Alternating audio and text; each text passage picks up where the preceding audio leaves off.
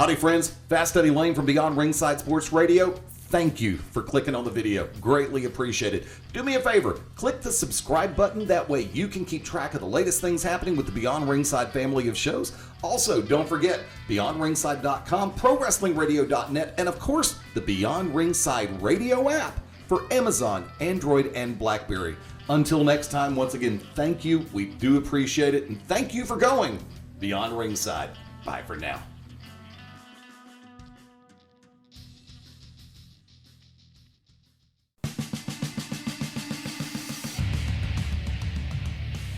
Welcome to the original Rockin' Wrestling Radio Show. Welcome to Beyond Ringside, your source for wrestling, MMA, and boxing in the Southeast. To contact the Ringside Roundtable of Beyond Ringside, email them at beyondringside@gmail.com. And now, your host for Beyond Ringside, the man, no myth, all legend, Fast Eddie Layne. I want to say greetings, good evening, how you doing? Welcome into Beyond Ringside Live on this 20th day of March 2016.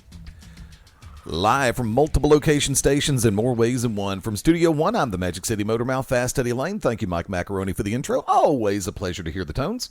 I'd like to welcome in tag team partner, the one, the only, Mark MaBo Bowman. Brother MaBo, what's going on, dude? Exactly. I will now use the line that I started to use when we first got on the phone together a few minutes ago pre-show. Where's your pizza? At this time, I'm beginning to wonder, where's my sandwich? Tony Stark, Iron Man 3. And I wonder if, with the events of this week, I wonder if Hulk Hogan has that $10 that he owes you. No, that's what you said, not me. No. Don't try to put your unfunny on me, buddy. Do you think he would actually pay it if he did owe it to you right now? I wouldn't really care. I wouldn't want his racist money anyway. That's an entirely different subject. Allegedly. There you go. Let me go ahead and throw that out there. Allegedly. Yeah, there you go. First off, thank you to everybody listening in through this, through, of course, the multitude of ways up and down the Beyond Ringside Radio Network. Of course, BeyondRingside.com. Chat room is open, even when we're not on the air. Chat room is open, so if there's a comment or a question you'd like to post, please drop on over. Love to find out about it. Love to read it. And, of course, we will answer it probably live on air during one of the shows. From that vantage point, of course, through the all-new ProWrestlingRadio.net, as well as the Beyond Ringside Radio app, through UStream, through Shoutcast, through TuneIn Radio and the TuneIn Radio mobile app. Been a weird week all the way across the board. And there's a couple of majors and an 800-pound gorilla. Now, I'm gonna lay this one out there, because I know you and I have actually discussed it before, but not too much. But I want to get your perspective on this. Hulk Hogan, Terry Bollea, winning or being awarded the lawsuit against Gawker. Now, okay, once again, I'm not best buds or mortal enemies with Terry Bollea, Hulk Hogan, either one. I'm just really kind of perplexed as to why this was a win for the Hogan-Bollea camp. But before I do that, before I go off on a rant, which will happen, MaBo, your thoughts on that? Okay, I'm really fighting the urge to do this. What? My penis is like Hulk Hogan. Tan, bald, and now worth $110 million. Okay, that was funny. Well, here's the thing. Given all the past indiscretions, that Hogan might have had against him, or how we feel towards him, or felt towards him, I should say, over the past few years or even years. All the alleged stuff that has come out from when he was in WCW and all of that. There it is again, Eddie. Okay. Sorry. I didn't hear it. No, it's just me. Sorry, folks, to cut it off real quick. I told Eddie normally if there's an echo, it's my voice, but it's not my voice. It's just normal sound. It's really weird. But sorry, forgive me. But here's the thing. I mean, regardless of how you feel about Hogan or felt about Hogan, the fact that Gawker illegally obtained a video of him in the act with Bubba the Love Sponge's wife, or I guess ex-wife maybe at this point. Yeah, I mean, come on, dude, that's messed up. It's not like some of the other celebrities where they were like, "Oh no, somebody has our sex tape," and then, you know, wink, wink, nudge, nudge. Thank you for the big check. Now go distribute it, and then I'll be able to make a career, a.k.a. Paris Hilton, a.k.a. Kim Kardashian, and that is not allegedly, and I dare them to sue me because I have nothing. Come at me, Kanye. I'll cut you. But, you know, this was, and then obviously this was like at a low point, you know, for Hogan in his life when he was, you know, I think he had just gone through the divorce or going through the divorce, and I don't know if the horrible thing with Nick had happened yet, but, you know, I mean, and his friend or whatever, I don't know the whole arrangement, but, you know, for Gawker to do that, that's kind of messed up, you know. Now, if Hogan would have been like, you know, and I wish he would have cut it like a promo to it and been like, "Let me tell you something, brother. $10,000 bounty on my sex tape match."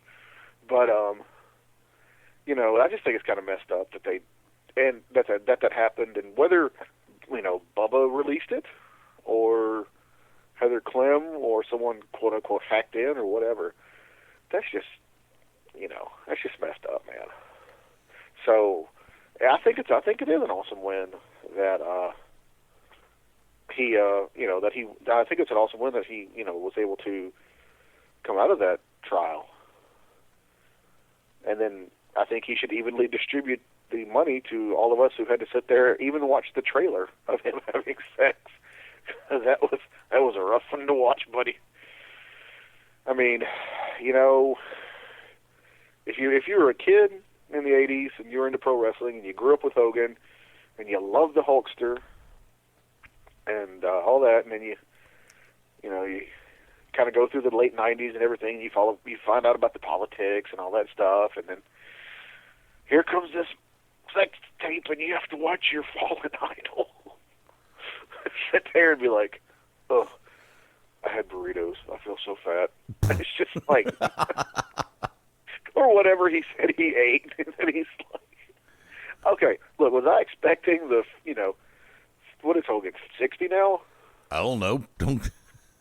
I know he's up there in age. I mean, yeah, I think he's 60-something. But, you know, you had to watch your aged hero try to fumble around awkwardly with this moderately attractive young lady. Never saw her. I mean, huh? Haven't seen the tape. Haven't seen her. Don't care. Well, I mean, all you gotta do is just Heather Clem. Just, you know, I don't even think she was any kind of adult star. I think she was just a decent-looking chick. I don't know, but you know, was I expecting my hero to be this stud and, you know, just pounding it out? Was it gonna be Ron Jeremy? Hell no, probably not. I mean, you know, I wasn't expecting anything like that, but just, it was not the sex act itself, but the afterthought of him just sitting on the bed, just lamenting about his problems, and then he's like, "I feel bloated." When he said, "I feel bloated," Eddie, I swear I about died. It killed me. I thought you said you haven't seen it. No, I thought, dude, shoot, the day it came out, I went looking for it. What are you talking about? Oh, crap. I mean, dude, like, here's my thing. If the minute I found out a celebrity, and they have, depending on your definition of celebrity, like, I don't count, whatever the 16 and pregnant chick is. I don't know, and just like I don't count Kim Kardashian as a celebrity. Well, yeah, but she looks pretty good, though. Or she did. Now she's starting to look unproportioned. But too much plastic surgery. Yeah. But you know, just depending on if I consider the person a celebrity, I will go out and openly seek their sex tape. Sonny, as much as just even watching the trailer pained me because it's just not good. Yeah, I'll do it. Just for the. I always do it as the kids say these days. I watch that stuff for the lols. I don't even watch it for that. But to bring it back around to Hogan, regardless of, a year or so ago, it was a year ago, right? Coming up. Thereabouts. Yeah, with the whole, racial remarks and everything, and because I don't agree with that stuff, but this happened before that.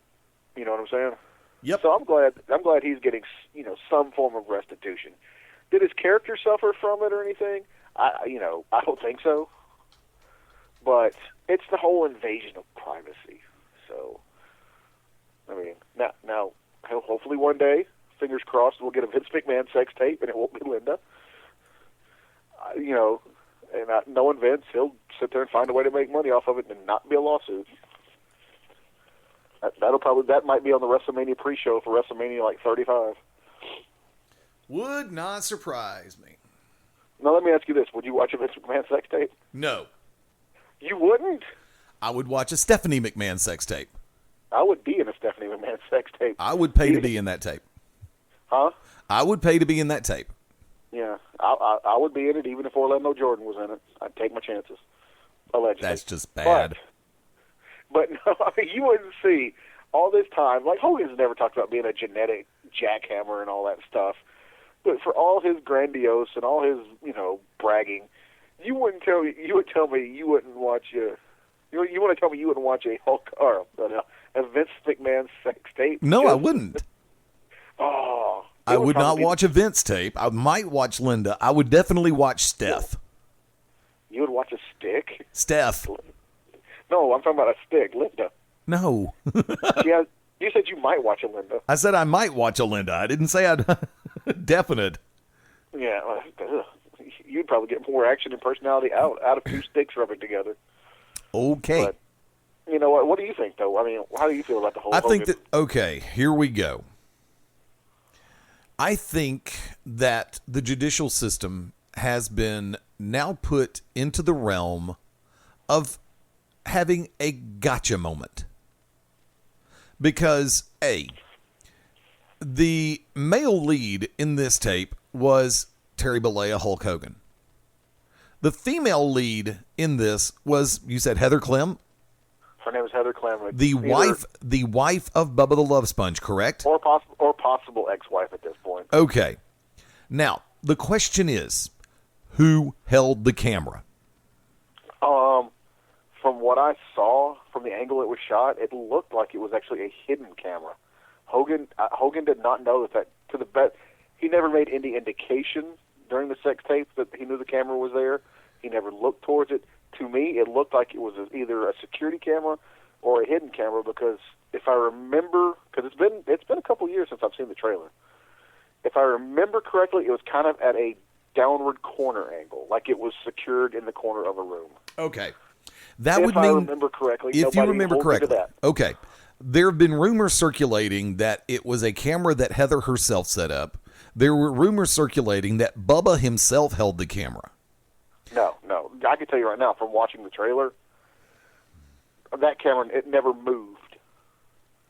And I don't think Bubba was pulling a Cecil B. DeMille and standing behind it and holding it himself and filming everything. Either that or putting it on the tripod. He could have set it up himself. He could have been controlling it.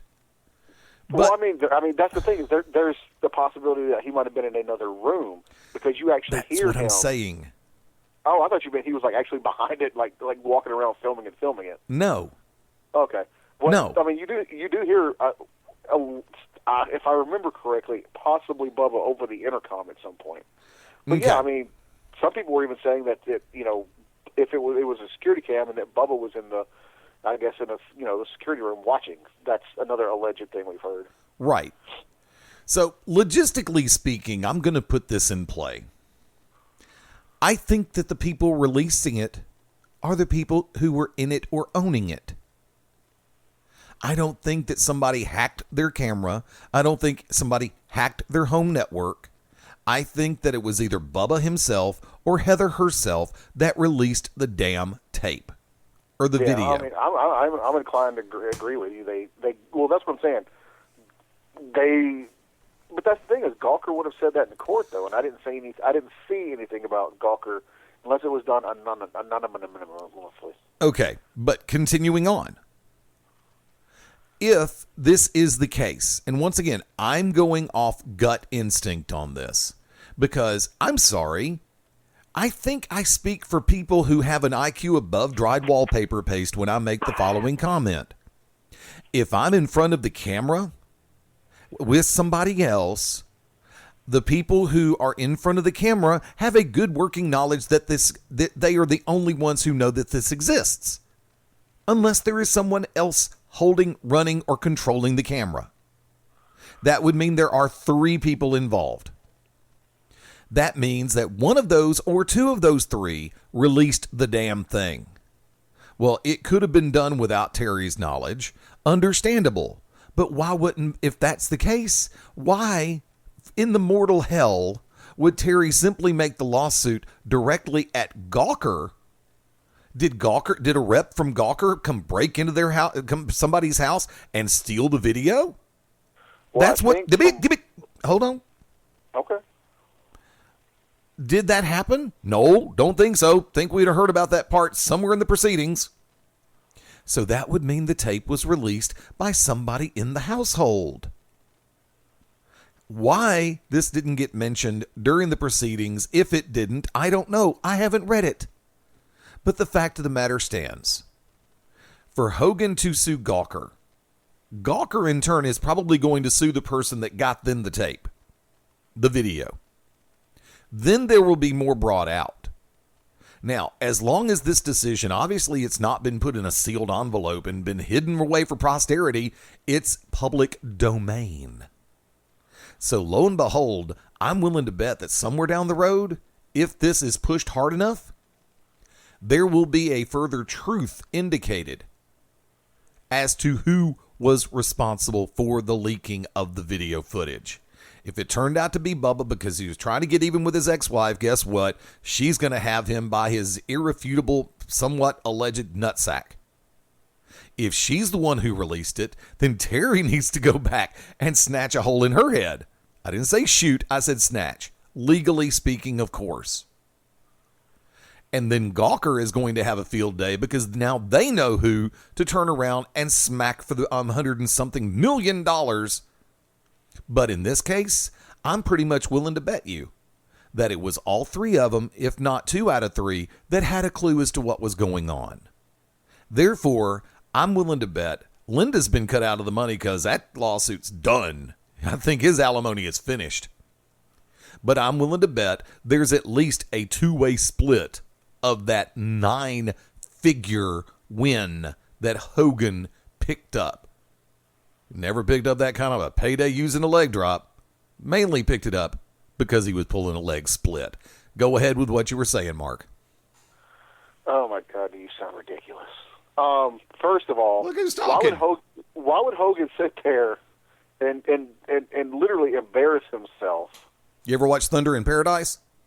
I actually like Thunder in Paradise. Shut up. I don't want to hear it. He was horrible. Yeah, I love that show. Especially like when Sting would show up with his crazy ex-partner. Superman just won the Auto Club 400.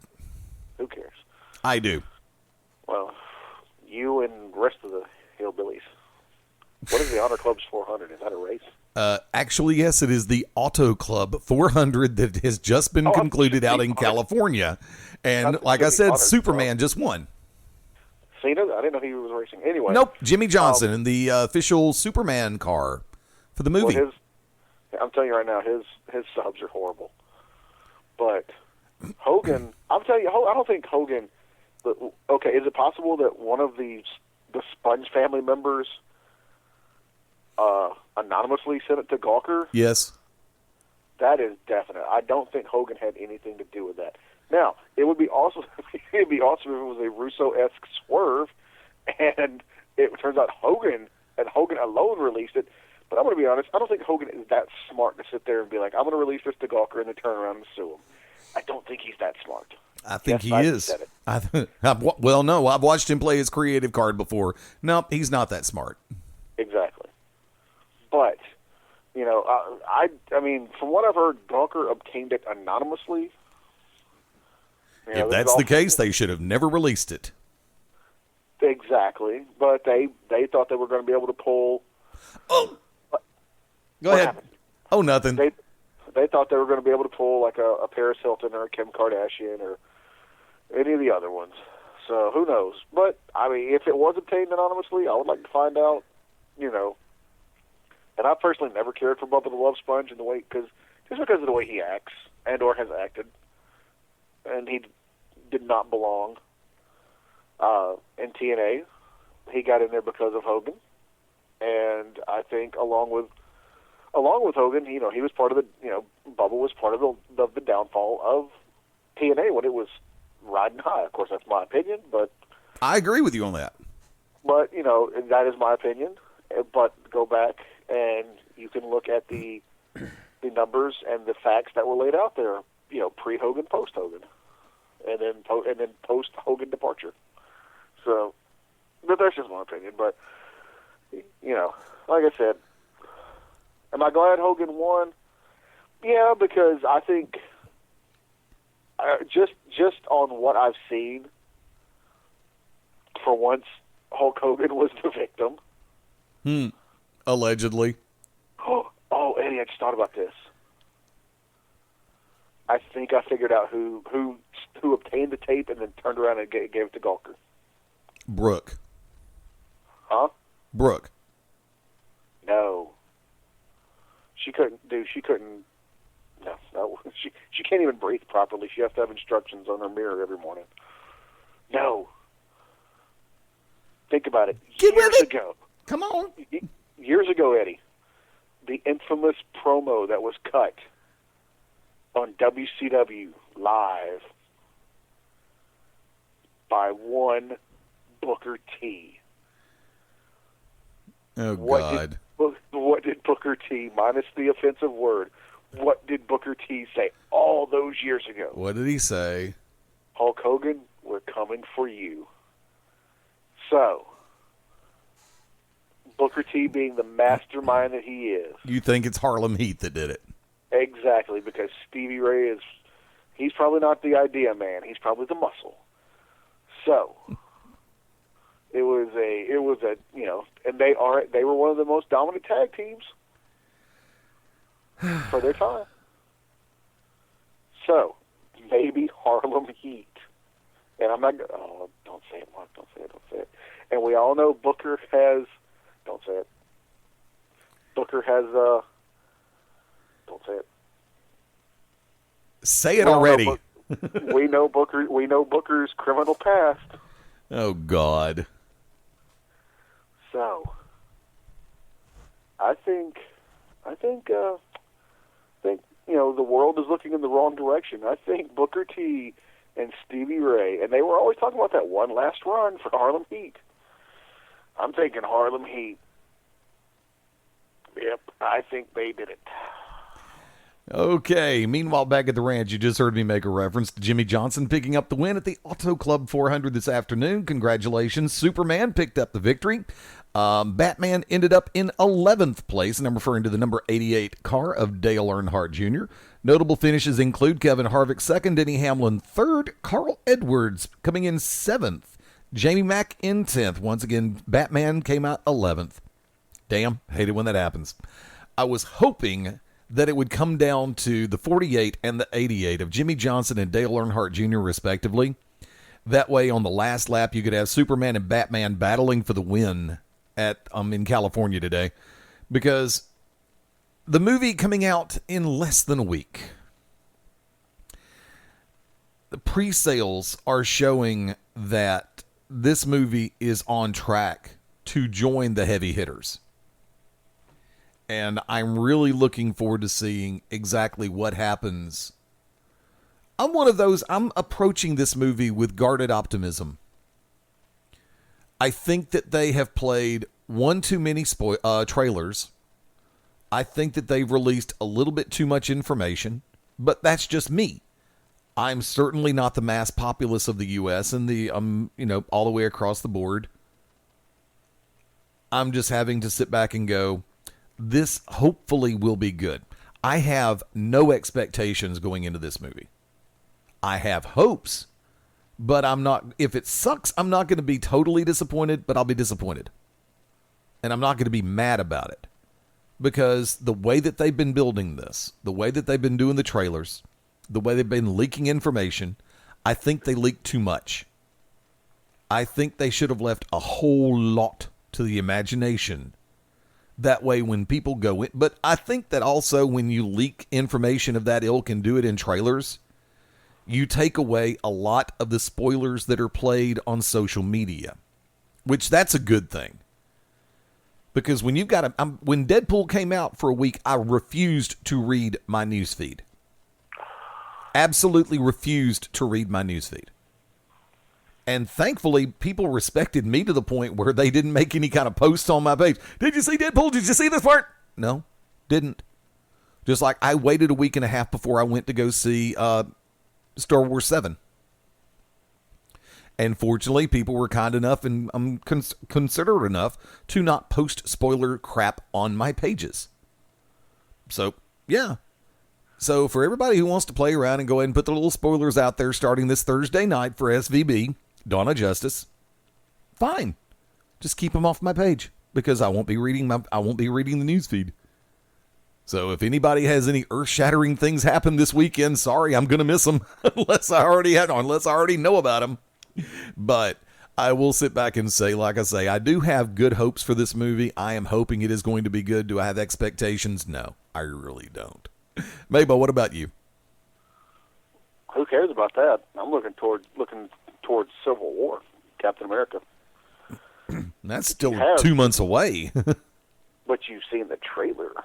Oh, yeah, I've heard about the last one that came out. I never looked at it. I know. I've heard.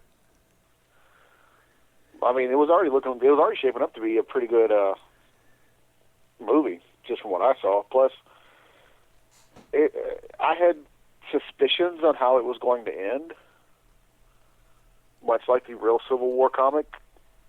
And from what I've read, and from the people I know who were close to filming when it was over in Atlanta. Right. My suspicions are true. Well, I mean, like I said, there's certain situations in Civil War that I know existed in the comic book, and I know they will probably be skittish about trying to emulate one too many of those. They're like I said, I've heard some rumors, but basically that's heard, not read. But so from that vantage, so I understand your plight. You've got people who are in the ATL, so do I. And speaking of, matter of fact, they should be just hold on. You also you don't have Netflix though, do you? Yes, I do. Did you ever watch the first season of Daredevil? No. Well, apparently the second season dropped, and a lot of people are enjoying it. I'm still on Jessica Jones. Kristen Ritter, though, is just so hard for me to watch. Her face is just not attractive to me. But I did pop though the other day. I was watching an episode when they, I guess she was kind of first starting out with her superpowers, and her friend pulled out. She's like, "You should wear a costume," and it was the Jessica Jones costume when she was fighting crime as the superhero Jewel. It was almost an exact replica of the costume, and her friend was like, "You should call yourself Jewel." I kind of got excited for that, and also I figured out, because like I said, I'm watching it in bits and pieces. But one of the characters, they call her Trish, but her name is Patsy Walker. And when I finally put together, I was like, Patsy Walker, and I remembered where I heard that name from. Patsy Walker, back when Marvel used to do comics for, I think they're called model comics or whatever for girls. That was one of the model comics. Her name was Patsy Walker. But then they retconned her into the current Marvel Universe, probably late 70s, 60s, somewhere in that area, as Hellcat. And they gave her a backstory, and with some modernization of it, that's what they've done with this. They just don't call her Patsy, they call her Trish. But yeah, when I realized that Hellcat was friends with Jessica Jones, I was like, all squee. But I did. I was in the break room at work watching it, and I was like, Patsy Walker, Patsy Walker. I didn't even have to Google it or anything. I was just like, Patsy, and that's when it hit me, and I was like, oh my God, maybe she'll be Hellcat. But they've released the Luke Cage trailer, but my roommate came up with an astute observation, at least for it's all one big Marvel Cinematic Universe. Right. It encompasses the TV show and the Netflix series, as well as the movies. But he came up with this astute observation that no women in the Marvel Cinematic Universe have nipples. Because he said that he was watching some flashback in Daredevil, Elektra, no nipples. There you go. And then I've been watching some stuff because Jessica Jones is very sexually oriented, in the series. So kids, don't watch it without your parents' permission. But yeah, there are also some scenes where you should see nipples, or you would think nipples would be, and there are no nipples. So there you go. Apparently, in the Marvel Cinematic Universe, nipples do not exist. Well, notice when they during Age of Ultron, they made sure to show absolutely no hint there on Elizabeth Olsen's outfit for Scarlet Witch, and they did the same thing for Scarlett Johansson on Black Widow. So there you go, kids. No nipples in the Marvel Cinematic Universe. And on that note, let's take a break. We'll be back in blah, blah, blah amount of time. You are listening to Beyond Ringside Live. Hello, everybody out there. This is Universal Soldier Phil Shatter, also TNA Gunner. 2 years in the making as NWA National Heavyweight Champion, making my way to the top as #1 in the world. And you are locked in to Beyond Ringside. When planning your next party or special event, insist on the best. Full Range Entertainment is a professional entertainment company providing a full range of services. From professional disc jockeys and MCs to catering and photography, when the details of your special day must be perfect, call us first. Wedding receptions, corporate parties, school functions, birthday celebrations, and more. We also have Birmingham's largest selection of karaoke tracks available. With over 40 years combined experience, Full Range Entertainment can provide you with the talent and professionalism you need and deserve to make your next event one you'll never forget. For more information on the full range of services we offer, call 533-HITS. That's 533-HITS. Or check us out on our website at fullrangeentertainment.com. This is Evan Ginsberg, associate producer of the movie The Wrestler, host of Legends Radio and Legends TV, and you're locked into Beyond Ringside.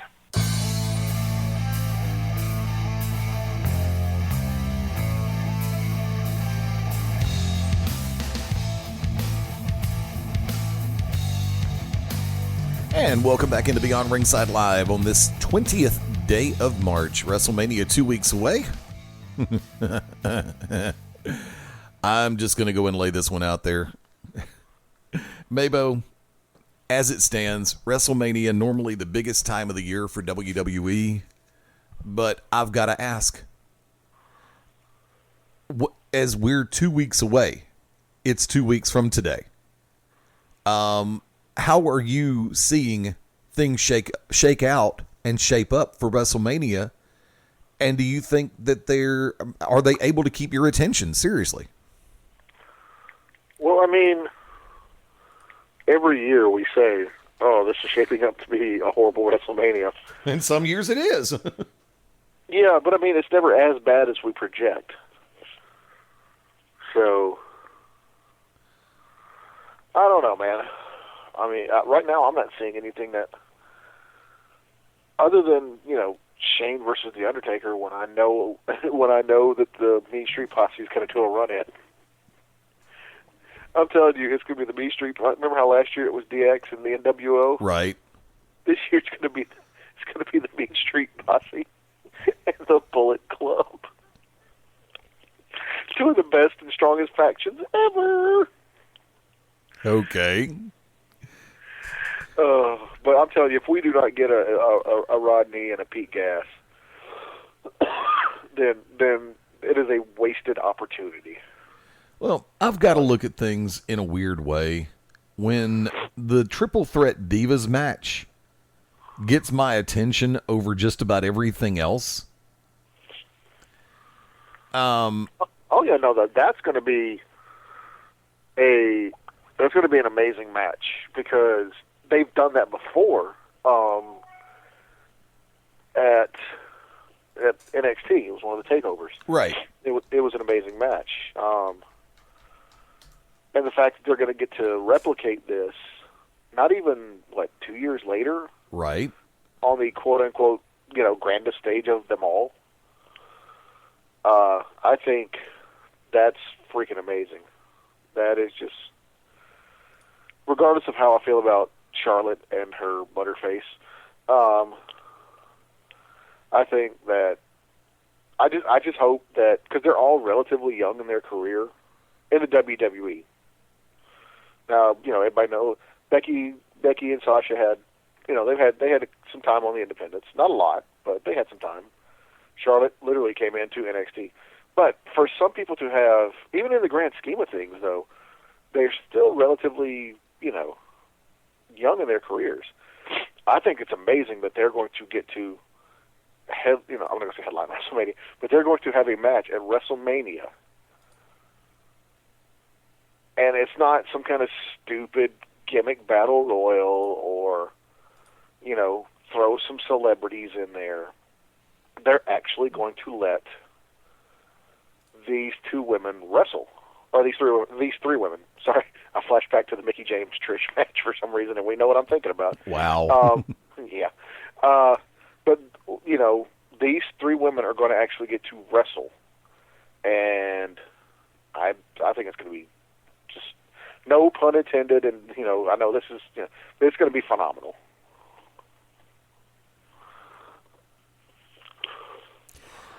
I've really got to sit back and say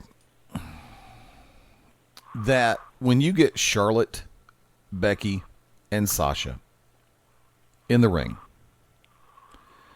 I am so ecstatic to the fact that they did not find a way to work in Brie Bella to make it a fatal four-way. Oh God, I would have. Sorry, I'm already starting to feel a little vomit right there. Please don't say that. Well, I thought for a minute. Now hold on. I'm not taking anything away from Brie now because she's starting to show improvements.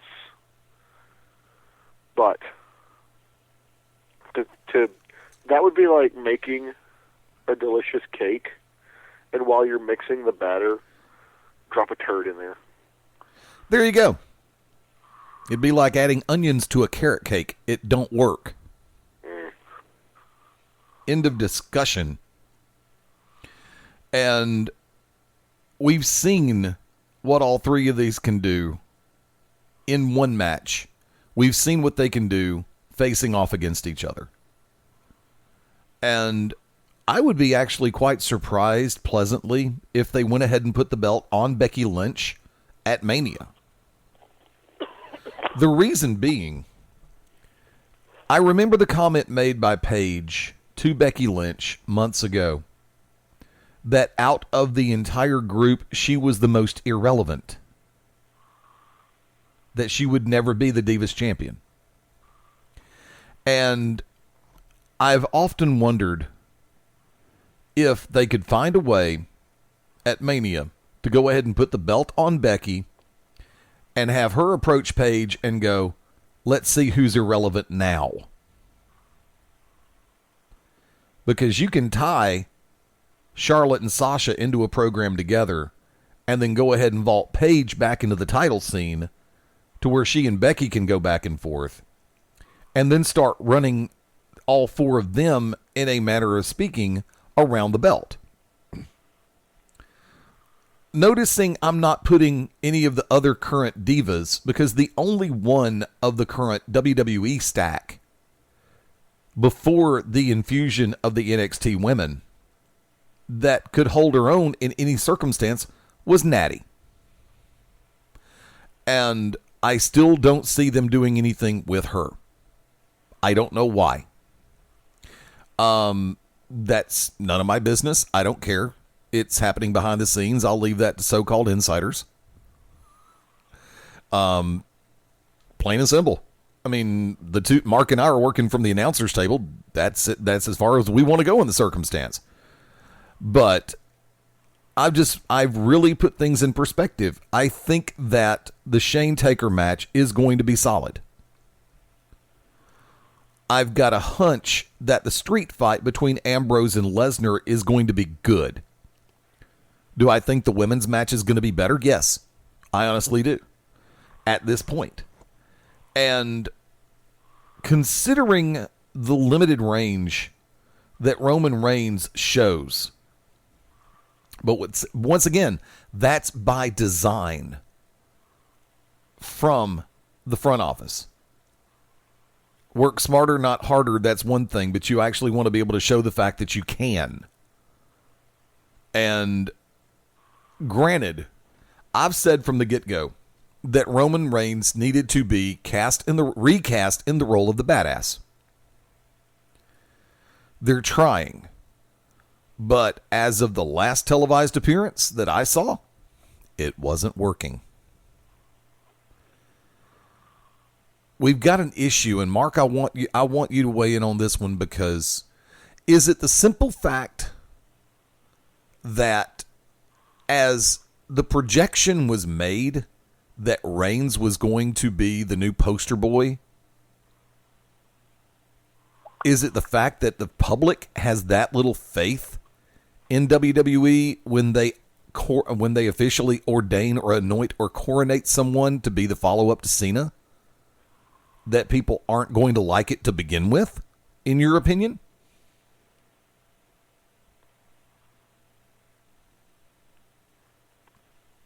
MaBo? Did you follow what I asked? I heard something about people not liking somebody just because they're going to be the next Cena. Okay, is there an automatic knee-jerk reaction when we find out that somebody's going to be pushed that hard to be the heir apparent? Is there a knee-jerk reaction that people just aren't going to like that person to begin with because they're the ones, that's the person who's getting the push? Well, yeah, I mean, when you want to super push him, I mean, you go back to looking at The Rock when they brought him in as Rocky Maivia. You know, and he came in with that weird, quote-unquote, tribal outfit and his pineapple hair, you know, and then, you know, they just kept, you know, they came out of Survivor Series and everyone was like, yeah, okay, all right, we'll give him a chance. And then they just kept pushing him, and then, you know, he won the Intercontinental title, and they just kept pushing him, and that's when everybody was like, no, just no. And that's, you know, that's the same way. It's just, I understand when you want to have a quote-unquote face of the company. That's understandable. Because, you know, you're trying to build your brand around that person. Okay? I get it. But sometimes, well, actually most of the time, you have to let it happen organically, or you get backlash, not the pay-per-view, like you did with Cena, like you're getting with Roman Reigns. Remember when Roman Reigns was with the Shield? People loved him. Even post-Shield. They were like, yay, Roman Reigns! And then when they started pushing him down people's throats as, you know, the next, you know, happy, smiley, good guy babyface, everybody's like, no. Think about with Cena. When he started doing, you know, the Thugonomics thing, and he was a heel, people were like, yeah, that's awesome, that's awesome. And when he turned face, everybody's like, yeah, okay, yeah, still pretty cool. Then the, you know, the raps sort of started to die out. They started pushing him more, and then that's when the T-shirts came, and that's when, you know, he started getting the big run, and everybody's like, all right, that's enough, that's enough. Oh, now we don't like it. So that's why I say, you know, you've got to let it happen organically. I mean, look at Hogan when WCW brought Hogan in. At first, everybody was like, yay, okay. And then they were like, yay, okay, that's enough of that, okay. And boom, birth of the NWO.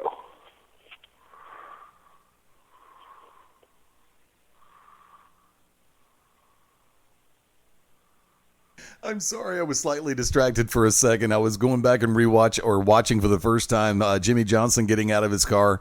He's got, of course, the big red S Superman. Their fire suits this week are red and blue, just like Superman's outfit. And lo and behold, now that Johnson's putting on the cape, he put that on a little bit late. But instead of just jumping out of the car and getting on the ground, his pit crew was right there, and he did the Superman dive straight into his pit crew. So it's like, yeah, I was busy laughing my ass off, loving every minute of that. I'm sorry. I'm still... It's the little things in life that keep me amused. But yeah, I see exactly where you're going on that one. It's especially with the Cena comparison. And, you know, when Cena was the hottest thing going, doing the throwbacks and the chain around his neck and the lock and da-da-da-da-da, you know, it's like everybody had that idea of Cena. And then when he started watering down the bit and the individuality left and the corporate side of Vanilla Ice came out, bah humbug. Doom, doom, doom, doom, doom. It was just one of those cases where I could see where, and the part that bothered me didn't come till much later, as in the last couple of years. When Cena adopted the moniker of the face that runs the place. And that's when I sat back and said, well, that's playing a card that didn't need to be played. Like you're really... Go ahead. What, real quick, because I want to get to this point. You said he adopted the moniker of the face that runs the place? Yep. But did he say that, or was that pretty much thrust upon him, and he was just like, well, I got to make a living? Because that's the other thing that nobody ever really talks about, and it just kind of dawned on me. It's if it's not... Okay, if I'm Cena, and you just said, you know, I'm starting to get hit with the face that runs the place, if it's not me, it'll be somebody else.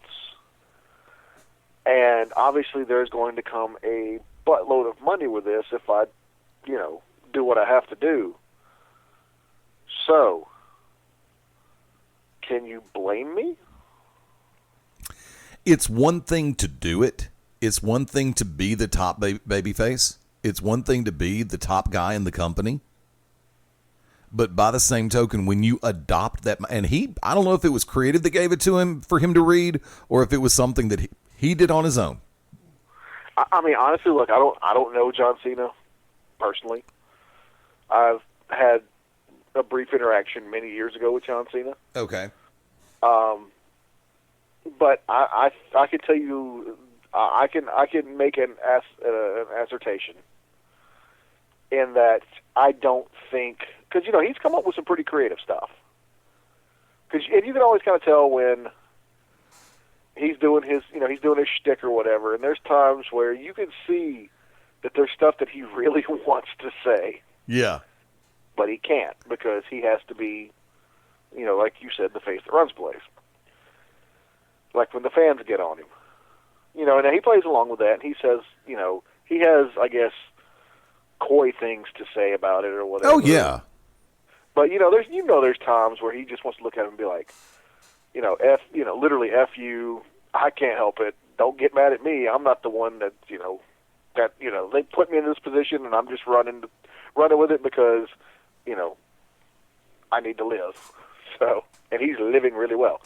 But I would say in that part, as far as, you know, if he said that, because I don't even remember hearing him say that. What, face that runs the place? Yeah. Oh my God, he said it at least 20 times before the injury. I don't remember hearing that. Sorry, somebody just texted me. I don't ever remember him saying that, but I would honestly say, though, in my personal opinion, I don't think he said that. That might have been something that he was given to say, so that maybe if it caught on or something, it could be slapped on a T-shirt or a wristband or something. That just sounds to me, that phrase, the face that runs the place, that sounds like a marketing team. That's just me, though. And but, to me, it just went horribly wrong. Oh, yeah. Unlike events from this week on Ring of Honor television, Folks, if you haven't had a chance to watch it yet, make Ring of Honor appointment television. And that's playing nice. Not that's being real. But from that, it's really being real. Because I really appreciated the subtle comedy that was dished out in the opening when you had BJ Whitmer coming down to the ring and getting ready for the television title match against Tomohiro Ishii. Stone Pitbull. And I love this time of year because Ring of Honor does more crossovers with the Land of the Rising Sun. And I really appreciated the tag team match between let me finish up one before I move to the next. I'm bad about doing that. Sorry about that, kids. He really is. I liked the interaction between Veda Scott and BJ Whitmer.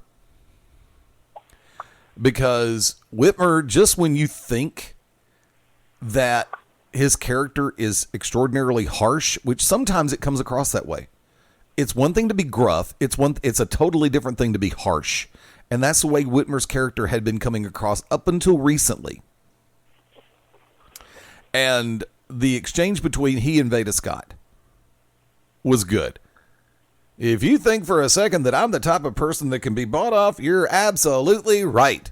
It's like, okay, take the night off, BJ. We'll see you in the next taping. I had to laugh at that. I thought it was funny as hell. There are times when Veda Scott tries too hard.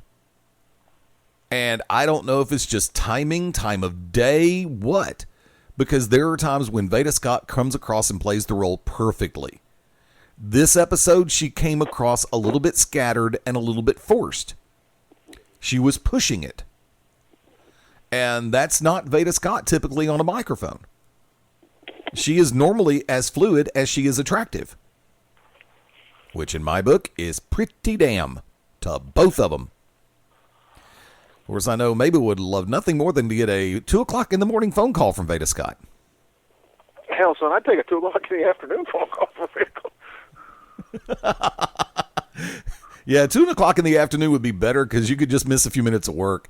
You get a 2 o'clock in the morning phone call from Veda. Literally, it would just miss a few minutes. You get a 2 a.m. call from Veda Scott. You'll be up all night. Thank you, Rhonda Shear. I don't know. I don't know. These days, I'd probably be like, now? Really? You know I've still got that picture of Kimber for you, right?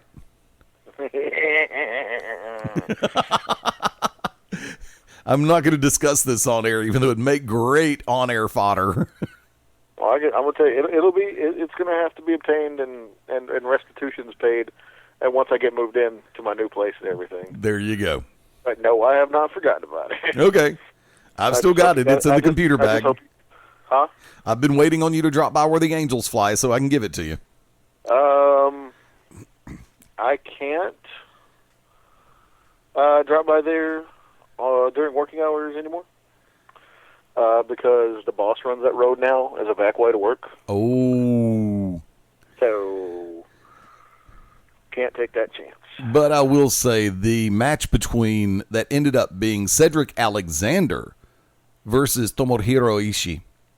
Excellent. I enjoyed it start to finish. These guys work well together. They play nice together. I worried for a minute because I agree with Corino or Kelly, Mr. Wrestling 3 or Kevin Kelly when it looked like Ishii chopped Cedric in the throat. And it looked like a good strong one too. It may have been a touch high. What'd that trophy look like this time? Hold on, some bitch, go back. Also, if you missed the tag team match between Elgin and Tanahashi versus the Bucks, not bad. Not bad at all. But I think the match that was in the main event slot deserved to be there. The Briscoes versus Reno Scum. I had a lot of fun watching that match. Look. Wait. What was the main event for you? Briscoes versus Reno Scum. No. Oh, wait a second. Okay, that's as far as I got in the taping. Okay, I'm sorry. Yeah, I was about to say, because the main event was Bucks and Elgin Tanahashi. Oh, okay. How did I flip those two? Drinking? I don't know. Because that's why I was wondering what you were talking about. You were like, the match that was in the main. You're right. Tanahashi and Elgin versus the Bucks was in the main, and actually, I was quite surprised that the Bucks went under. I thought for sure that the Bucks were going to go over Elgin and Tanahashi. Hey, Bucks aren't like other people. Nah, the Bucks were on an incredible streak as far as on ROH TV because it seemed like they couldn't be beat on television. Well, I mean, I'm not arguing that, but. And what do you think about the new T-shirt? The Elite? No. I don't know. What are you talking about? Early in the show, somebody came on to advertise their T-shirt. Oh, Kenny the Cleaner Omega? Yeah. With his Elite shirt? Yep. I don't know if that's... See, I'm trying to figure out if that's what the Bullet Club is doing. I don't know if the Bullet Club is officially dead. And Cody Hall, the Bucks, and Omega are going to be the Elite. And then Fale, Tonga, and Chase Owens. Japanese, huh? Chase Owens. He's kind of up in the air altogether. And then the Japanese guy that's with him, I can't remember his name. I don't know if they're going to be the Bullet Club or if they're going to be. I saw something about something to do with a gorilla. No. But not like the ape. I'm talking about like Guerrilla Tactics. I know, but you said gorilla. Oh wait, no, maybe it was something to do with the gorilla. Now that I think about it. Matter of fact, you said gorilla. The first thing popped in my head was monkey/space monkey/ the match from a couple of weeks ago at Atlanta Wrestling Entertainment when it was Drew Adler versus Space Monkey, and we'll talk about that when we come back. Hang with us. We'll be right back on Beyond Ringside Live. Ladies and gentlemen, wrestling fans from around the world, I'm Lightning Mike Quackenbush, the master of 1,000 holds, and you're locked in for Beyond Ringside. The To Be Determined show live Wednesday nights, 9 Central Standard Time. Join myself, the Oracle of Ominous, the Wicked Nemesis, the Grand Design, Clyde Braddock, and the Magic City Runner, Fast Eddie Layne, as we take you to the edge of uncensored. Yes, we go uncensored, so make sure you have your earmuffs. Ask your parents, for those of you that are a little young, maybe under 18, but make sure if you have any heart conditions or any mental defects, please listen because they may take effect right here live every Wednesday night, 9 Central Standard Time. Beyond Ringside Radio Network, beyondringside.com. This is Merciless Ray Mercer, Olympic gold medalist and board member of Find the Dream, and you're locked into Beyond Ringside. This is Danny Cage from the world-famous Monster Factory, and you're locked in to Beyond Ringside. Sunday nights at 11 p.m. Eastern here on BeyondRingside.com. Join us for the Midnight Black Mass. Myself, the Reverend Dan Wilson, brings you the dark gospel of professional wrestling, uncensored, unedited, uncut, and not for the faint of heart. You can find out more about us at youtube.com/pottyhumor or subscribe at Potty Humor on iTunes and Stitcher today.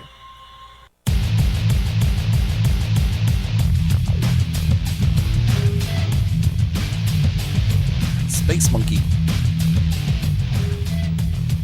I will never forget, for another 5 minutes, the exchange that took place between myself, Larry Goodman from Georgia Wrestling News and Notes, and the Alabama ambassador, Jacoby Boykins, during the Space Monkey Drew Adler match at AWE a couple of weeks ago. Because we had more bad monkey one-liners than any 3 people should ever be allowed to have in a 20-minute stretch. And somebody even asked, okay, where are Zan and Jaina? And I heard somebody, I think it was me, scream, Space Ghost! Because he was wearing an outfit. But I will sit back and say this. It was a very entertaining match. And I give all the credit in the world to Drew Adler for working that match in the most serious methodology possible, but at the same time, working the comedy side of it. My hat's off to you, Drew. Hell of a job. Beyond Ringside Live continues on this 20th day of March.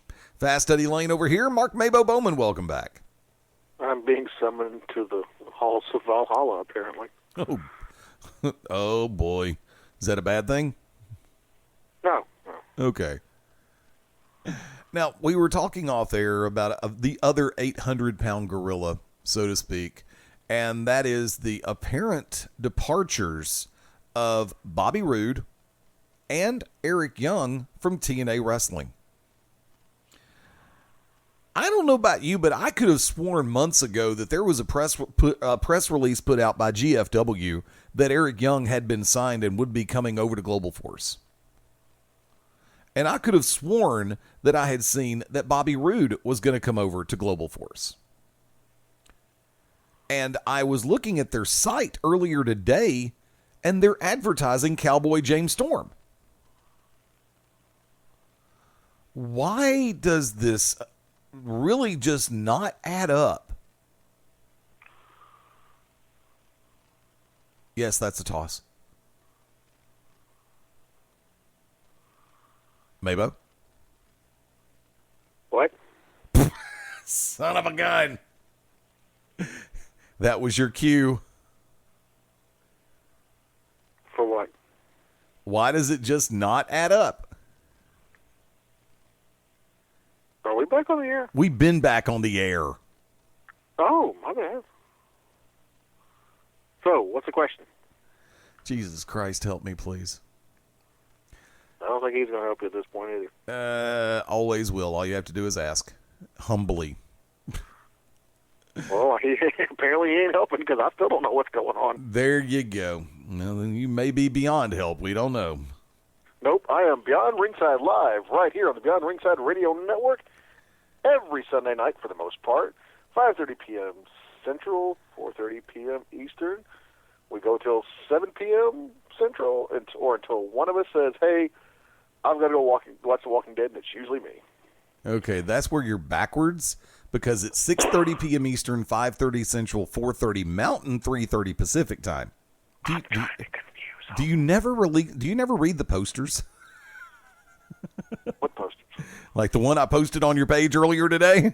The new one? Usually if you post it, I just delete it. It was posted from Beyond Ringside. That's usually something, I don't know, about Korean snap peas and how you can buy them in bulk for $1. I don't know. Okay, yeah, no, I'm not posting my food channel stuff on your Facebook page. However, no, the question... No, what was the question? Okay. With Roode and... I forgot. I really did. I know it's something to do with Eric Roode and Bobby Young and... Strike that, reverse it. But no, I know what I called them. And that, because we discussed it off air about Global Force and James Storm and the thing and the stuff and the walking away of TNA. Why does it just not add up? Because, well, lo and behold, they're finally announcing the departure of these two from TNA, but apparently months ago, there were press releases put out about Bobby Roode and Eric Young both signing with GFW. They confused. And once again, having just gone over to the GFW website a few minutes ago, there is a poster for a show in April that is advertising James Storm. I don't know, buddy. I wish I could tell you. I've given up on TNA. I'm not giving up on the television show. I'm giving up on the way they're doing business yet again, because I don't know why they're taping 4 shows in advance, 5 shows in advance. Because if you go over to Lords of Pain right now, they'll give you the spoilers for 322, 329, 454, 412. It's like, really? Do we have to do that many shows in advance? And for the love of God, why are people sitting there sending over stuff to LOP and Torch and all the rest of the dipstick rags? I mean, it's like, who cares? Wrestling fans have lost the ability for the most... Okay, let me paraphrase this and let me rephrase this. A ton of wrestling fans have lost the ability to watch things organically and let them unfold properly. It's like, I gotta go watch the spoilers, and if I don't like the spoilers, I'm not gonna watch it. Really? It's just stupidity in my book. They don't know, man. Well, you read the spoilers too, but 9 times out of 10, you'll at least fast forward through the show. Yeah, let's go with that. Sometimes. Well, at least that's what you tell me you do. Well, it just depends. I mean, that's one of the reasons why I'm glad New Japan's television show doesn't always have stuff put out there. That's why I'm glad people respect Lucha Underground, that they don't put a ton of spoilers out there. You never really see... or Ring of Honor. Yeah, I was just going to say, you never really see a lot of Ring of Honor either. That's why it's, and obviously, I guess because people feel that they get in free for the tapings, it's like, hey, I can go ahead and send this over to Melt here. We don't care. I mean, I can count the limited number of times that I've genuinely read spoilers. But that's just me. Well, I mean, I'm the opposite. I don't mind reading spoilers because, you know, say something happens to where I'm unable to view it. Or if there's something, you know, if I'm in a mood where I don't want to deal with humanity, but there's going to be something cool on there, then, you know, I'll make it a point to try to watch it. I mean, I like me some Mike Bennett and some Maria, but I haven't really paid more than 5 minutes attention to TNA since they debuted. I've enjoyed, for the most part, what they've done with Bennett and Maria. They haven't made it so totally unrealistic that it's unbearable to watch. They've kept most of what they do on Impact at a somewhat grassroots level. And to me, that's what makes the show better than when you try to over-dramatize crap. They get caught into it every once in a while. I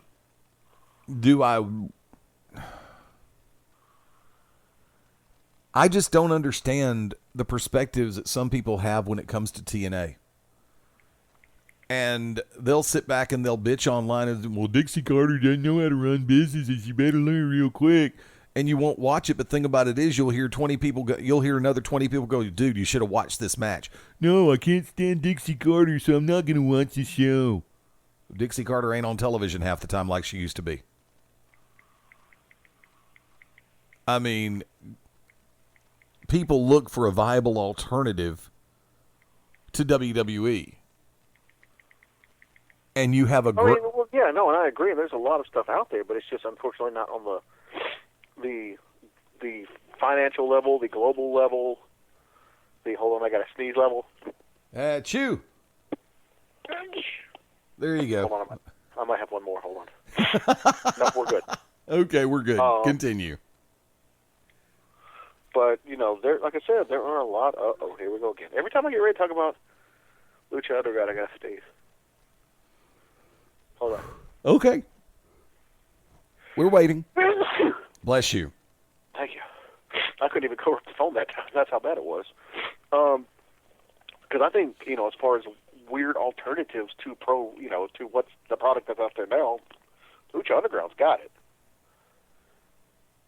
I got it. Dad coming up. Okay. No more talking about LU because I keep sneezing. Well, so, I mean, I can talk about it. I have no problem with it. You're not the one sneezing every time that, you know, you get ready to mention it. Hey, look, I'm extraordinarily happy they put the trios titles back on Angelico, Son of Havoc, and Ivelisse, who I'd like to put something on Ivelisse. Of course, I know you would, and that's why I was trying to say it before you could. But if nope, you managed to bull your way right on through. My penis.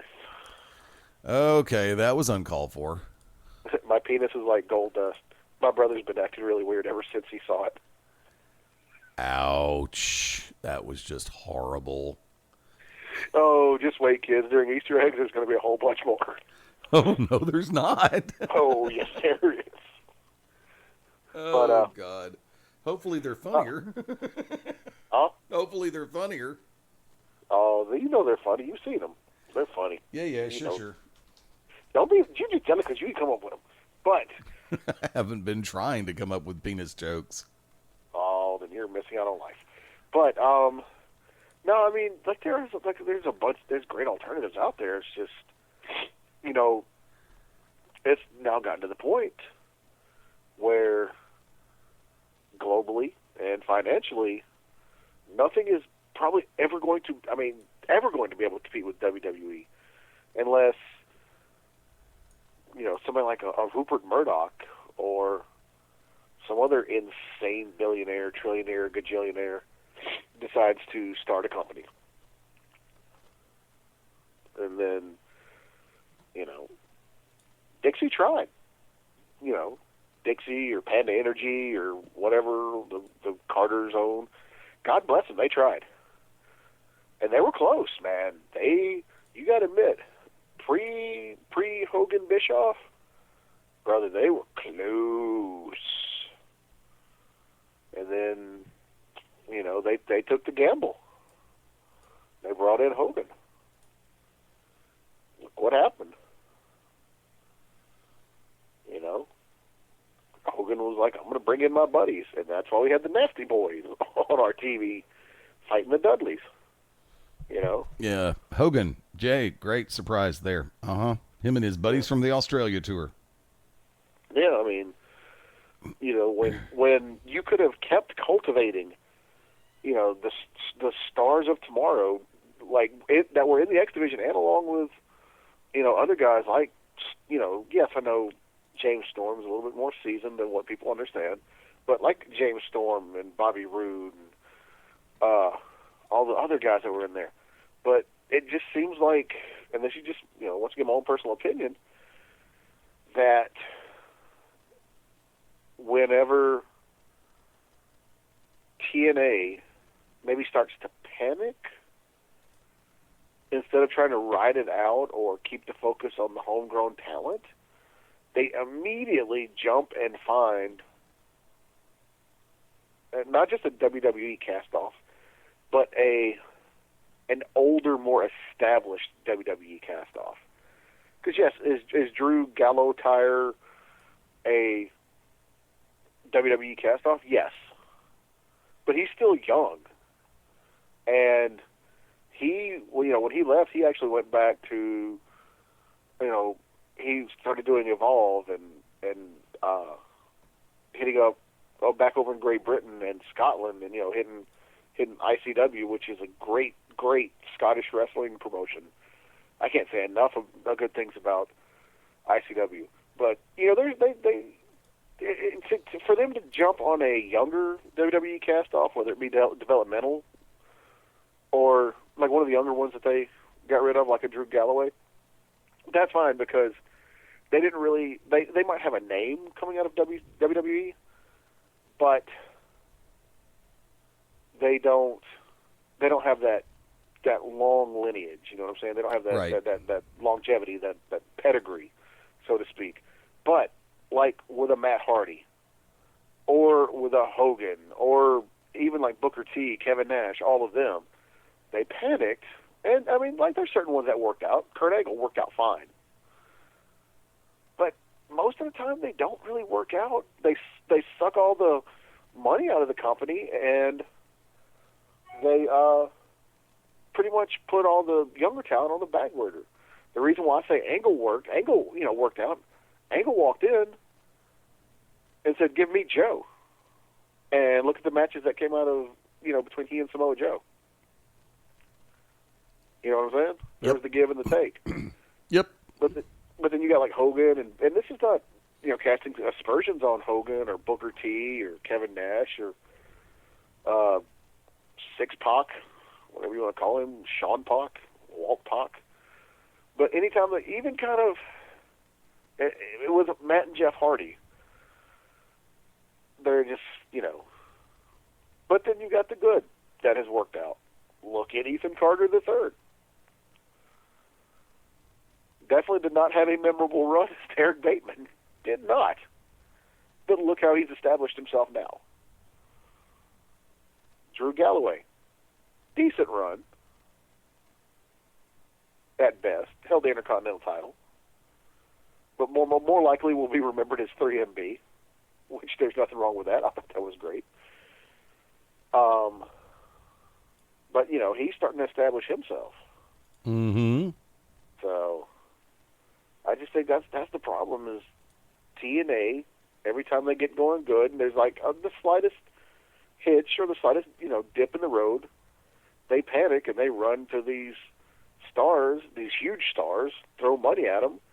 They come in, push not necessarily bury the younger talent or the established talent, but they definitely overshadow them, and then creative, who usually has nothing for you, puts them on the back burner to bring the focus to the people, to bring focus to the ones that people are like, oh, I remember that guy from when I was 10. So, but yeah, I don't know what's going on with Rude and Young, man. I don't know, man. Where are they going to go? Do you think they might get the Austin Aries treatment and show up unexpectedly? I think Rude could probably pull it off, showing up in NXT. I don't think they'll take Eric Young. NXT would. The main roster would not. I don't think they would take Young at NXT. Why not? I'm not saying take. I'm not saying take to him. I'm not saying that at all. Because I guarantee you, the NXT neighborhood or whatever you want to call it, they would take Eric Young in a heartbeat, especially if it was goofy Eric Young. I don't think NXT as a brand would reach out and take Eric Young. I could see him doing it with Bobby Roode. I could see that happening. But yeah, and who knows? What was Roode and Austin Aries? The dirty heels, the no good dirty heels. Yeah, something like that. Dirty heels. The dirty heels. It'd be good. It'd be good to see them back together again. But yeah. Subject change and a press release. Tickets for our friends in the southeastern U.S. especially, take note. Tickets are officially on sale for the Pro South Wrestling Trinity Challenge Cup. This will take place on Friday, April the 22nd, 2016, and Saturday, April 23rd, 2016. Each night available separately, $12 general admission, $15 for ringside, but you can get a combo deal for both nights, $20 general admission, $25 ringside. Now, for those who have been to the Pro South Arena and know the layout and the size of the building, there's not a bad seat in the place, correct, Mark? Never been there. You've worked with Twin States at the Pro South Arena. Oh, the Pro South Arena. Yes. Oh, I just thought you were talking about Pro South Arena, but no, the Pro South Arena. Yeah, I've been there. God. I'm just kidding. I'm just messing with you. I'm going to go jump off a shoebox. Huh? I'm going to go jump off a shoebox and give myself a catastrophic brain injury. I don't think you need to jump to get you one of those, buddy. I said off a shoebox, Nimrod. Huh? I said off a shoebox, Nimrod. No, you wouldn't even have to jump. You already have a catastrophic brain injury. Yeah, I know. It's called Conversations with You. Hey, I can't help it if you can't, if your brain can't handle my awesomeness. But, no, it is a great venue. Pro South Arena. Great to work in there. Yeah. I don't know which one you would say. No, it's a great venue. I have yet to try the concession stand, though. I'm usually on I'm usually on the Clizhawk, so I can't, You can still eat on the Clizhawk. Huh? You can still mizunch on the Clizhawk. I'm also usually Brizzoke on the Clizhawk. And by the time I get pizzade, I can't go to the concession stand. Nizzo Shiznit. But it is a great it's a great facility. It's a cool venue. Huh? It's really a cool venue. Yeah, I mean the first time I ever got to see it was when Chikara came down years ago. Right. And here's the weird thing though. I went in there, place was packed out, and sat down in the bleachers or whatever, did the show. I guess it was also because I was still riding from the first Chikara show ever. I had the only Chikara show. I didn't really pay attention, but a couple years later, when I come back doing ring announcing for Twin States Wrestling, I'm like, wow, it's more intimate. But it's like Eddie said, there's not a bad seat at all. No, there's not. Now, from what I understand, 13 trios or Trinity teams have already locked in, including, but are not limited to, let's lead off with it, Chikara's very own. And actually, they've been adopted by a number of people and a number of promotions. Cobalt, Kodama, Abarian, the Batiri will be there. Locked in officially as of March 4th. Pro South team, Ace Haven, Damian Serotonin, Big Tomb. I was trying to read from right to left instead of left to right. That's what screwed me up. Called the Chosen Ones. They locked in on March 4th as well. Logan Creed, Scott Aries, and Andrew Aries. A Pro South Trinity, or I'm just going to say trio. From there, the Super Soldiers 1, 2, and 3 officially locked in as of March 7. From UEW, Team UEW. Would that be Team U? Could be worse. Could be the Saturday night, I bet. Yeah. Okay. Ew. Chase Jordan, Corey Dye, and Ethan Cage are locked in. The Age of Eon. I am looking forward to this. Charles Xander's Pestilence and War. Officially locked in. Bro South, Donnie Time. That's funny as hell that they would pick that name. Donnie Primetime, the third Britt Jackson, and the Trickster will be a trio locked in on March 12. The combination known as Tenure, Stephen Michaels, Jed Johnson, and Scott Spade. The Real Solution, James Hardy, Dakota Outlaw, and Sabin Roberts. Team Kill Everything, Jason Max, Brad Cash, and Shane Daniels. From AIWF, the Allied Independent Wrestling Federations, Team AIWF, Drew Game, Ray Fury, and Matt Gilbert. From there, Team ACPW, Chris Henry, Damian Bennett, and David Tita. The 13th team already locked in as of the 19th. From Global Championship Wrestling, Joey Lightning, Jesse Payne, and Mr. O'Hagan. Quite impressed and shocked to see Jesse Payne part of the GCW contingent. I figured it'd be Maniac O'Malley and those ugly-ass boots. Thank you, Wick, for the line. I'm stealing it directly from you. More trios teams will be announced over the coming week. Qualifying matches, of course, taking place through the weekends of March 18th, 25th, April 1st, and April 8th at Pro South Wrestling. Once again, from there, you will have on the situation in play, April 22nd, April 23rd. Tickets are now available. Now, for our friends in the northeastern U.S., if you are unfamiliar with Piedmont, Alabama, 627 Southern Avenue is the address in Piedmont. Easy to find. Piedmont, I will say this, is just a little bit off the beaten path. But it's not difficult to get to. And if you're lucky, you can take the back, well, I don't know about the back way, but you could take an opposite way from there to get back to Birmingham. You can go through Hillbilly Hell and see probably one of the nicest limousines I've ever seen in my life parked out in front of a meth house. Did you say in front of a meth house? Yeah. Okay, at first I thought you said madhouse. I'm going, he's got to say meth. He had to say meth. Yeah, it was. It was a very nice limousine. It was parked out in front of him in this ramshackle shack of just despair. But it was a really nice limousine. So I'm hoping maybe they lived in the limousine. Well, folks, like I said, for our friends, especially in the southeastern U.S., but this is going to be a great place to visit from all across the eastern seaboard. And I will sit back and say this. The folks, I was trying to say team at Pro South, always goes above and beyond to make sure that everybody feels at home there. So, like I said, I will definitely be working on this. MaBo, I understand you may be there on April 22nd. It's a possibility. There you go. And from that vantage point,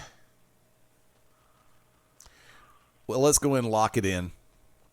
April. Well, here's a little, yeah, what? Go ahead. April 23rd. I guess. Miracles may happen. I doubt it. But I don't. Miracles will happen on April 23rd. Miralax may happen later on tonight if I don't hurry up and poop. And on that note, I'm getting ready to go eat dinner. Some Mark MaBo Bowman last call. Couple things. One, just saw this awesome meme. It says, the moment you realize TakeOver is better than Mania. And when you look at it, it really does look like it's going to be better than Mania because you got Sami Zayn and Shinsuke Nakamura, Austin Aries and Baron Corbin. For the heavyweight title, Finn Balor versus Samoa Joe. For the women's title, Bayley and Asuka. And for the tag titles, Dash and Dawson versus Gable and Jordan.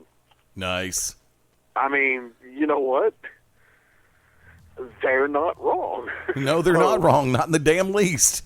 They are not wrong in that instance. Last call. Is that what we're doing? Last call. Yeah. Coming out of this, out of the past 2 days, Chikara had some shows up in Gibsonville, North Carolina. Right. A lot of good matches from what I heard. A lot of good. I think it was yesterday. They had two shows. They had a day or an afternoon and then an evening show. I've still got to see Hermit Crab and Rock Lobster. I have got to see those guys. Got to see them. Just real quick, I know NRG were able to keep the Campeones de Parejas. They were able to retain those over Battleborn because Battleborn had their 3 necessary points. But somebody else has got something. But and then the evening show was that's the one where it was you ready to get your airbag blown? Go ahead.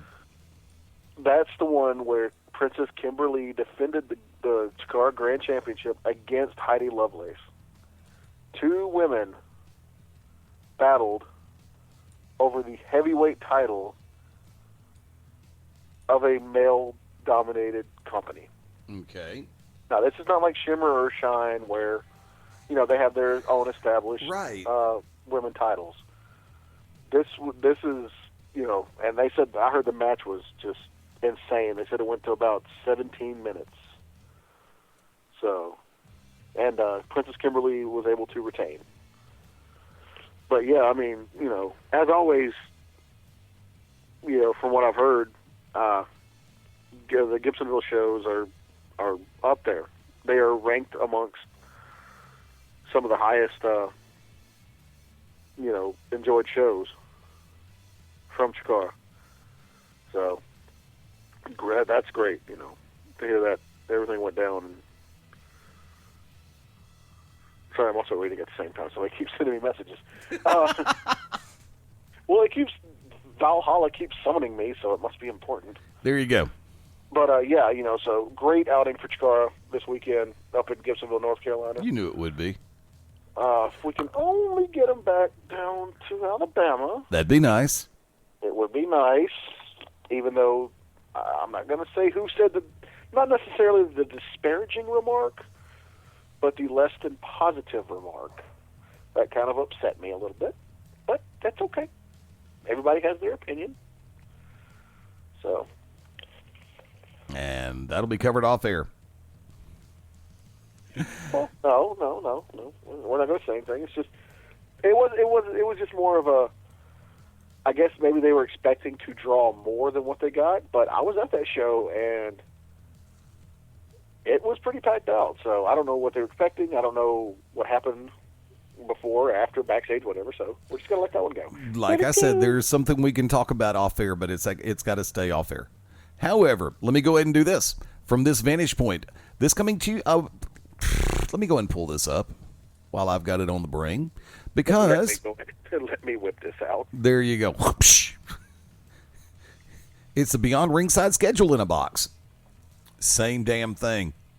Live programming will continue in just a little while, 8 p.m. Central Time, 9 p.m. Eastern with Corner to Corner. And, of course, at 11 p.m. Eastern, 10 p.m. Central, the Midnight Black Mass starring the Reverend Dan Wilson and Andrew Alexander. What happened last night at Empire? We'll find out. Maybe, if he decides to tell you. Live programming also picks back up on Tuesday, March 22nd, 9 p.m. Eastern, 8 Central with GCW Radio. And Beyond Ringside Back to Basics will be taken over at 10 p.m. Eastern, 9 p.m. Central. Very special guest, former TNA star, the one, the only, the modern-day Viking, Gunner, will be on Back to Basics this Tuesday night. Of course, Wednesday, March 23rd, the To Be Determined show, 10 p.m. Eastern, 9 p.m. Central Time. And we're trying to figure out if the Shooters Gallery has a new home on Thursday nights as opposed to Saturday mornings. So we'll get that update to you as quickly as possible. At Beyond Ringside on Twitter, Facebook.com/Beyond Ringside Live. And of course, BeyondRingside.com is the home. And of course, you can catch us on the replay side of live through, of course, iTunes, iHeartRadio, Stitcher, Spreaker, Podomatic, Downcast, and a whole lot more. From that place, thank you to everybody who's tuned in through ProWrestlingRadio.net, through the Beyond Ringside Radio app, through TuneIn Radio and the mobile app, UStream, all of the above, and of course, over at BeyondRingside.com. I want to remind everybody, when we go off the air, the chat room is still open. So if you've got a comment you'd like to throw into the chat room, we'll definitely see it. If you've got a question you want to ask, all you got to do, let us know. We're going to go and take it to the Radio Ranch from there. Corner to Corner kicks off in about 52 minutes from right now. For tag team partner Mark MaBo Bowman. Please let me do my wrestling penis jokes. No, I want to go eat, and I'd like to keep my appetite. Oh, they're funny. It'll just be in the Easter eggs. If you say so. I'm the Magic City Motor Mouth, Fast Eddie Layne, saying until next time, thank you for joining us right here on Beyond Ringside Live. Have a great night. Stick around. The party continues.